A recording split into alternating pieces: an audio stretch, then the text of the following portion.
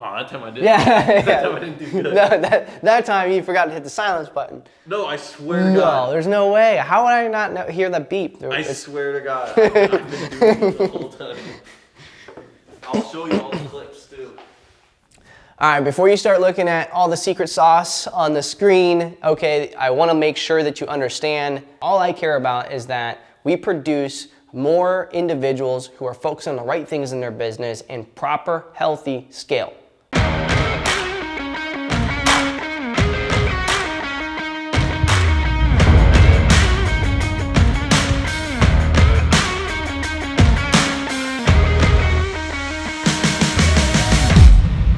Okay, so let's start from the very top. This is what we're going to cover, and it all starts with your data in, okay? When you're starting right now, I want you to pull data weekly, okay? Weekly, really important, weekly, all right? I want you to focus on one type of list, one type of vexation, and I want you to start doing it weekly. I want you to pull, for example, I'm going to show you guys here in a little bit after we cover this flow here, I'm going to show you guys one that I did earlier today, deceased data, and I'm going to show you how I pulled it today. It was like 400 some records, and how I basically made a flow, and it's a system and process we can do every single day repeatedly, plus every single week. And so that allows us to build consistency, rhythms, make a heartbeat of our company, you know, that we can keep a pulse on, make sure we're doing things the right way, okay? So we're gonna bring data weekly. For me, when I first started, what my biggest, what I would attest my initial success to would be tax delinquent properties. And at the time, I did also pull some out-of-state owner-occupied. Now I just pull it all together. We definitely have videos on how to pull that data. You can check it out. But I took the high equity data and I took the tax delinquent data, put them together, and I basically focused on the stuff that was on both those lists first, and then I focused on just the data that was only on the tax delinquent list, and then I lastly focused on the stuff that was on the equity list.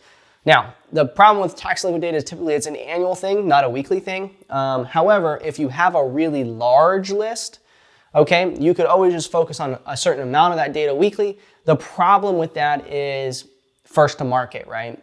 The reason why I prefer you having a type of list like evictions, probates is a great one, deceased data, things that happen weekly, arrest records, foreclosures, things that happen weekly, every single week, so that you can be the first to speak to that person, okay, about the problem that they're having, okay? And then you're gonna start doing this on a monthly basis and, you know, all that other kind of stuff. But initially, we're just starting out weekly, choose a vexation, again, probates, code enforcements, arrest records, deceased, which is basically pre-probate, evictions. There's a ton of options.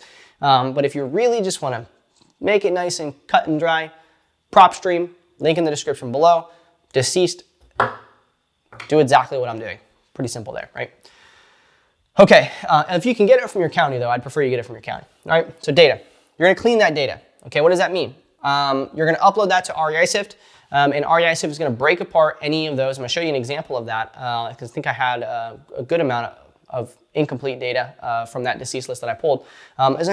Essentially what that means is that there's missing information. There's missing, you know, first names, there's missing last names, there's, you know, properties that are owned by corporates, meaning like LLCs and businesses. That's, you know, you want to target a person, not necessarily a piece of paper, which is all a business is, right?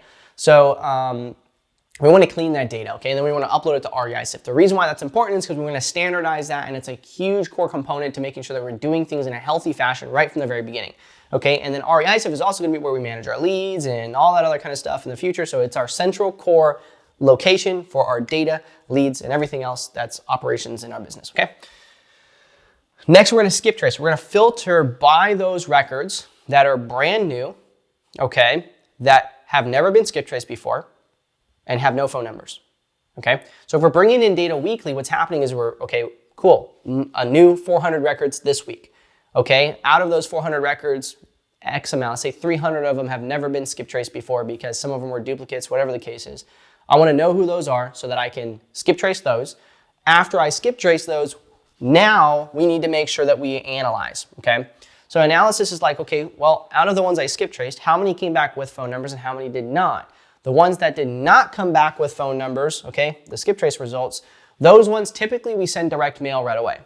Okay, we just get it out in direct mail. Depending on the volume of data you're working with here, you might want to skip trace in a second location and then maybe send direct mail after that. Okay, but I'm going to show you guys that a little bit on my computer. Okay. Another reason why we're doing analysis, we're trying to figure out who to target, right? If we had like, let's say 1,000 records that we got this week, and we can focus on typically about 50 a day on average, including like our follow-ups and everything else. It's like 50 a day, new prospects, maybe another 30 or 40 follow-up. And so we want to make sure that we're focusing on the right people, because out of those 1,000 new prospects, you know, you might want to focus on the people that were vacant and like out of state before you focus on some others. So really we're going to narrow down on who we're going to target out of that weekly data first, so that we can work through it. So always focus on the highest priority first. And we're going to do what is called targeted sequential marketing. Now, I have produced something that I think is probably one of the best free resources you could possibly ever get from anybody, period, hands down. I'm really confident in that. And it is called the Sensei Flow. The link will be in the description below. It's a diagram as well as two videos, a Sensei Flow video as well as a data priority video, which will help you a little bit more on who to target, okay? And it's a diagram you can download, and it's literally the step-by-step business process, okay? Literally the one that I do inside of my company and hundreds of other individuals do to make sure that they're doing things, thousands actually do, to make sure they're doing the right flow to the right people, okay? And what's amazing about this is this targeted sequential marketing is always going to be in your business no matter how much you grow, okay? All that's going to happen is once you start getting consistency in your business, you're going to add bulk marketing on top of this to where you can hit more people that aren't as, you know, hot of a priority, okay? Targeted sequential marketing is the ability to select a record, call the numbers inside that record. Let's say there's 5 phone numbers. We're going to call each phone number. If it's a mobile number and they don't answer, we're going to send a text message, right? We're going to leave voicemails if we get a voicemail. After we don't reach them and we follow up with those numbers that didn't answer for at least 3 times, now we're going to go ahead and kick them over to the next situation where we do an analysis and say, okay, hey, here's all the people that didn't answer. All of our unreached individuals, okay, which we cover in that Sensei Flow video. Watch that video. I promise you it is amazing, okay? And like I very rarely ever compliment myself, but I outdid myself on that one, I swear. Okay, so analysis, unreached records, we want to know who those are. Really important because those are the individuals that we want to research more about, okay, and send direct mail to. So typically in our REI-SIPS community, we call that deep prospecting. So it's our ability to, okay, hey, I've called every one of these numbers. I called them multiple times. I'm not getting a hold of anybody, but I mean, it's deceased. Like no one's living there. It's vacant. I've drove past the property. It's distressed. So I got to figure out how to get a hold of this. Typically it means you got to call a relative. We got to find some more information, but we're going to at least get a direct mail piece out. Unless of course it's supposed to be owner occupied, like they receive mail at that property that you clearly see is vacant. But I might still, you know, put something on the door, let them know I'm interested, talk to the neighbors. We're going to do more research, okay? The biggest thing is that we're not going to waste too much time on the research side. We're going to make it efficient, okay? We're not going to dig super deep and get caught in a rabbit hole. We would rather move on to the next, you know, data set, all right? But as our business grows, what's going to happen is we're going to have people in place that the data moves over to the next. Think of it like a conveyor belt, right? The data is moving through this cycle. And as it gets to different life cycles of that data, you're going to hand it off to somebody else to do their role, and then it's going to kick back to the next person to do their role. Much like with a lead, once the lead manager has, okay, hey, they're interested in getting an offer, now we kick it over to an acquisitions. Now they make their offer, and if they get it on a contract, it goes to dispositions, right? We're doing the same thing with our data. We're moving it to the people to make sure that we can do what needs to be done. And then it's back to getting data in. So it's literally what we're doing is the same thing in a cycle. We're intaking, let's say, you know, 150, 250, 400 records a week, whatever. It depends on how big your market is. We're intaking that data. We're cleaning it, which if you're getting it from PropStream or ListSource or anything, you can upload it right away. If you're getting it right from your county, sometimes, you know, you got to do a little bit of extra work to get them, you know, the list to where you want to skip trace it. We have videos on that as well. You're going to clean the data. You're going to get uploaded. Okay, then we're going to skip trace that clean data, skip trace clean data only, okay, because we want to heighten our chances. And then we're going to analyze, figure out, okay, what was the skip trace results? What was the stuff that didn't get results back from skip tracing? What am I going to do with that? And then who am I going to target out of the phone numbers that I did get back first, right? Because, you know, if let's say you get back 1,000 records with phone numbers and there's 300 of those that are vacant, like obviously I'd want to focus on the vacant ones first before the other 700. Okay, so we're going to prioritize, okay, through segmentation. This is what we do in marketing as a whole, right? If I'm going to market to people, to get users at REI Sift, am I going to market to somebody who's not interested in real estate first, right? Or am I going to market to somebody that I know at least has some interest in real estate to try to get them through, right, into the product? Like obviously I'm going to prioritize my marketing dollars, right? It's common sense in any other situation for whatever, except for outside of like the education space and real estate sometimes. Then we're going to do targeted sequential marketing, meaning we're going to call each number. We're going to do the Sensei flow, link in the description, the Sensei flow. Okay, I'll write it here, Sensei flow key. Okay, we're going to do the Sensei flow, which is the same exact flow that we use for our leads, by the way. As soon as they convert to a lead, in fact, in the diagram that I give you guys, the link will be in the description for that, it includes a hyperlink that will take you to the KPI tracker to track all of your KPIs. In addition to that, for your lead manager to track all of their results on the things that people never think about, like is the lead manager getting solicitors? Is the lead manager talking to leads that end up DNCing?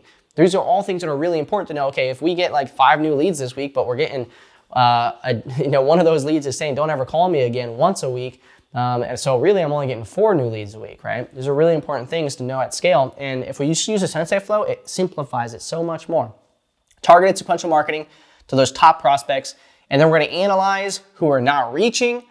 We're going to do direct mail to them. And then we're going to do a little bit of additional research to the hottest of those so that we can make sure that we are getting the yield that we want and not missing opportunity. Again, I did this. I had 1,200 prospects was the amount of prospects that I had when I first started, okay?